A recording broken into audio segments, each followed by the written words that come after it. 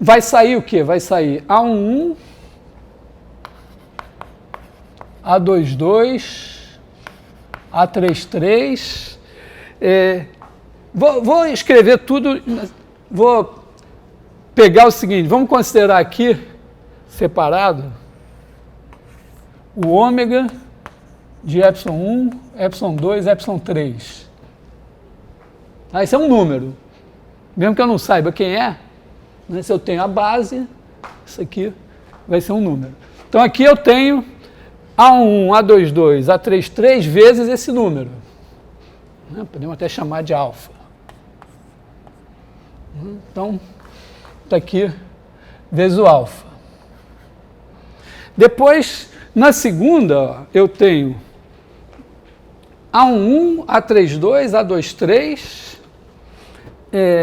Só que aí ó, vai ter ômega de ε1, ε3, ε2.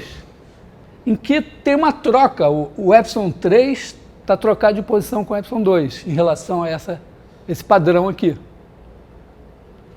Então, vai ser menos alfa. Então, eu posso botar aqui menos o A11, A32, A23. Depois, nesse daqui, ó, eu vou ter A21, A12 e A33. E aí, eu tenho o E2 e o E1 que estão trocados. Então, de novo, eu vou ter menos isso daqui. Eu acho que eu vou deixar o alfa para botar em evidência. Né? Vou fazer o seguinte, eu vou botar o alfa no fim, né? Ou no começo. Vou botar assim aqui. Vou botar isso aqui, no fim eu boto o alfa. Deixa esse cara aqui. Aí, bom, quarta parcela, eu tenho A21, A32 e A13.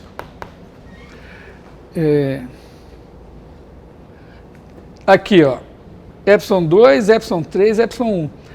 Na verdade, para eu restaurar esse negócio, eu teria que ter uma troca. Troco o ε1 com o ε3, depois o ε1 com o ε2, então tem duas trocas.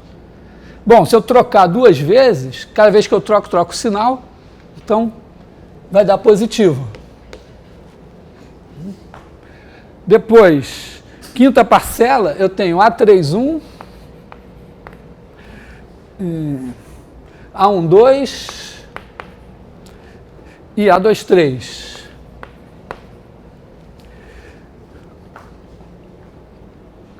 Aqui eu tenho ε1, mesma coisa, né? Se eu trocar aqui o ε1 com o ε3, depois com o ε2, então tem duas trocas, de novo, sinal positivo.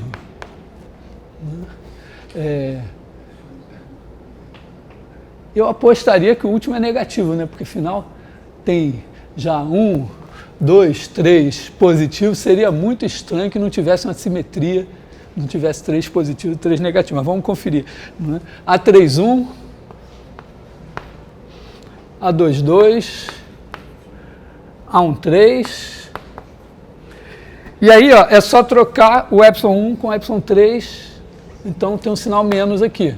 E tudo isso vezes o alfa. Eu vou, em vez de botar o alfa, eu vou botar mesmo ômega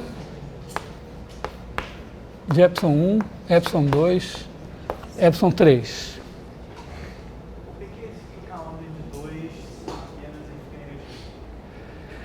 Por que se trocar a ordem de 2 fica negativo? Foi porque eu observei o seguinte, ó, que se você tiver ômega de U mais V, vou fazer U mais V W, não, vou fazer assim, U mais W, V, U mais W, tem 2 repetidos, então eles são linearmente dependentes, isso aqui é igual a zero. Mas, na hora que eu abrir isso, eu vou ter U com U, W com W, U com W, W com U. Então, na verdade, eu vou ter ômega de U, V, W mais ômega de W, V, U. Então, quando eu troco a ordem, a soma dá zero. Então, um é menos o outro. Então, toda vez que eu troco a ordem, troco o sinal.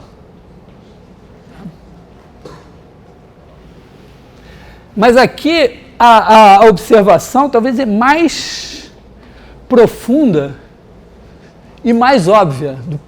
Se você perguntasse para um físico, se ele for um físico de verdade, vai dizer, claro. Por quê? Eu tô definindo um volume. Se eu estou definindo um volume, esse volume tem que ter uma unidade. Então, é claro o seguinte, que se eu disser, se eu pegar um bloquinho e disser, ó, esse bloco... Oi?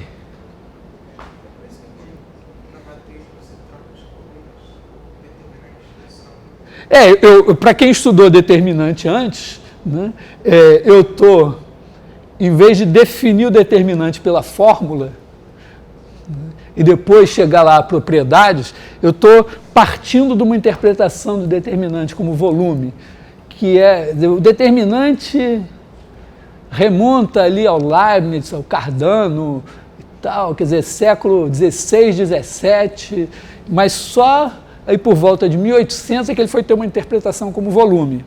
Eu estou partindo dessa ideia de volume, então, em que essa propriedade de que se uma coluna, no caso aqui, é combinação linear de outras duas, então dá zero, é uma propriedade básica, praticamente a primeira.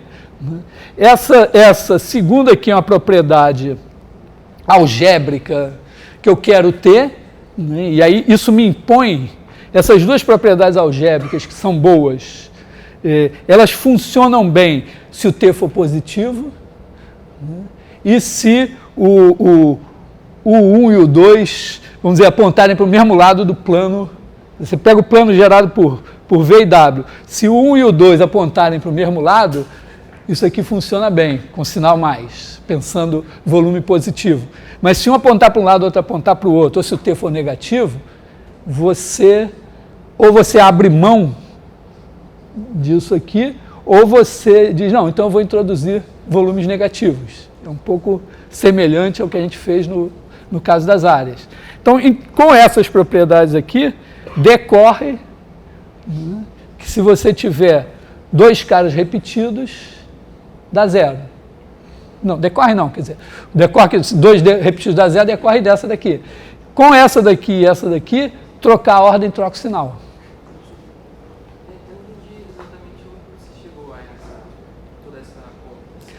Eu fiz o seguinte, eu supus que esses vetores que eu tinha uma base, que esses vetores se escreviam em função dessa base dessa maneira.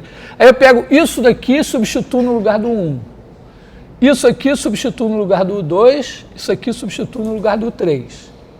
Então, na hora que eu for usar essas duas propriedades aqui, né, eu tenho 3, 3, 3, eu vou abrir isso em 27 termos. Só que eu sei que cada vez que um termo tiver dois elementos positivos aqui, iguais aqui, vai dar zero.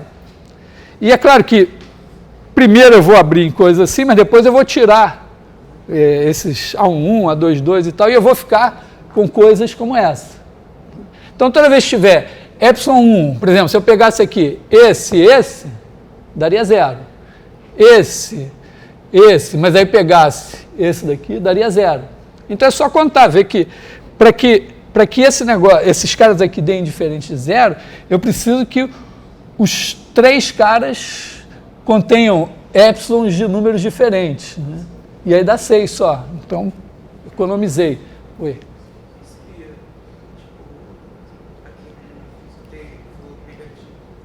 O que seria ter volume negativo? Está ligado um pouco à ideia de orientação. Vamos dizer, vou dar um exemplo assim, mecânica dos fluidos. Você tem vamos dizer, um rio escoando, alguma coisa assim. E aí você bota lá uma coisa, tipo uma redezinha, uma superfície fechada, mas suficientemente porosa para que a água passe. Então, você quer medir, né, o quanto de água está entrando ou saindo da sua superfície. Ora, você vai ter que contar, vamos dizer, digamos que você considere positivo o que está saindo. Então você vai ter que contar positivamente o volume que sai e negativamente o volume que entra. Isso vai poder, se você organizar as coisas usando o determinante, né, tipicamente assim, se você olhar aqui, pegar assim, disser, bom, isso é positivo, tá, esse aqui, assim, U, V. Aí você aqui, se você pegar aqui o mesmo U e V aqui, quando o negócio escoa assim, se você pegar a velocidade aqui e a velocidade aqui, você vai considerar o seguinte, ó, eu vou considerar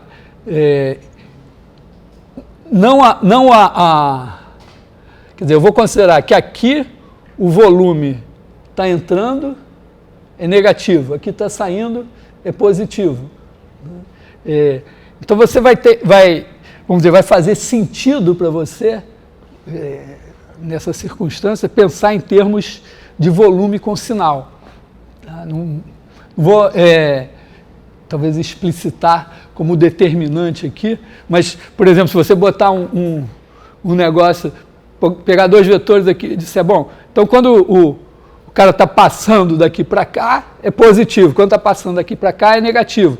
Aí você faz assim, ó, UVW, digamos, esse aqui dá positivo. Quando tiver assim, vai ser UVW, menos esse vai dar negativo. Então, faz um certo sentido, nessas coisas de fluxo em geral, faz sentido você pensar, é positivo quando passa para cá, é negativo quando passa para lá, e aí o sinal do determinante resolve o problema sem você ter que ficar olhando se passou para lá, passou para cá, pode mandar o computador fazer a conta que dá certo.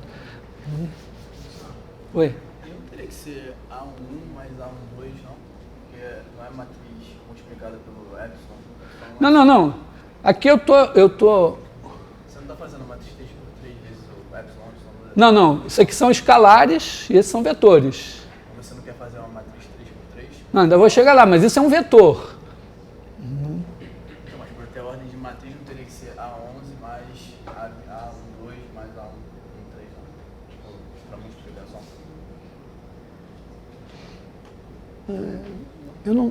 Eu não estou multiplicando. Vamos dizer, se eu tivesse assim, se eu tivesse fazendo assim, A1, A21, A31, A12, A22, A32, A13, A23, A33, eu teria que multiplicar aqui por algo que seria, em princípio, né? Seria um número, outro número, outro número. Não que seja proibido, mas aqui epsilon 1 é um vetor, epsilon 2 é outro vetor, epsilon 3 é outro vetor. Eu não defini essa multiplicação que você está querendo fazer, mas seria, seria possível, mas aqui é só isso. Se eu olhar para essa matriz assim, eu posso pensar que essa coluna representa esse vetor U1 nessa base.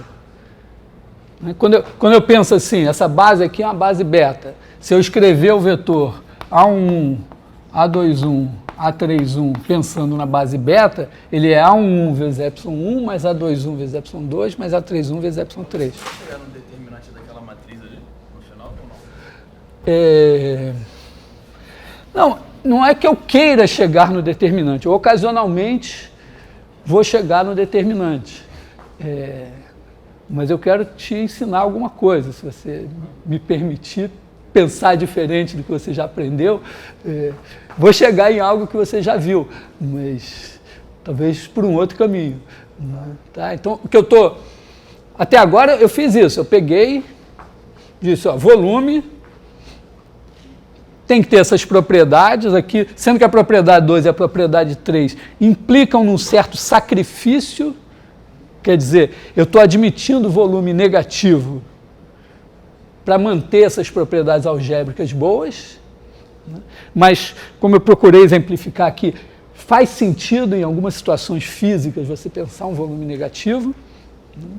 E aí eu digo, olha, com essas propriedades que a gente tem aqui, essas três propriedades, se eu der uma base, eu posso pegar quaisquer três vetores e escrever como combinações lineares dos vetores da base. E aí, na hora que eu vou calcular esse volume de U1, U2, U3, eu faço essa conta e chego a isso aqui. Agora, vou olhar para isso com o seguinte olhar, né? Como eu estava dizendo. Imagina que você está querendo falar de volume. Se você pegar um bloco, não precisa ser um bloco ortoédro, pode ser um paralelepípedo, a rigor pode ser qualquer coisa que, teoricamente, vamos dizer, faça sentido você dizer que tem volume. E disser, isso aqui tem volume 1. Essa é a minha unidade de volume. Está claro para vocês, assim, pela experiência física, que uma vez que eu disse que isso tem volume 1, todos os outros volumes estão determinados? Eu estabeleci uma unidade.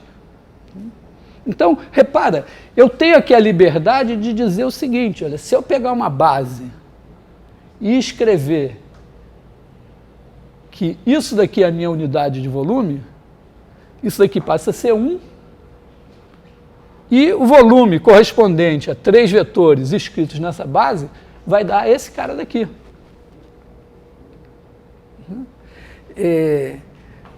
Então, esse cara daqui, né, vamos representar, vou apagar isso aqui, né, vou dizer, esse cara daqui nós vamos escrever assim, né?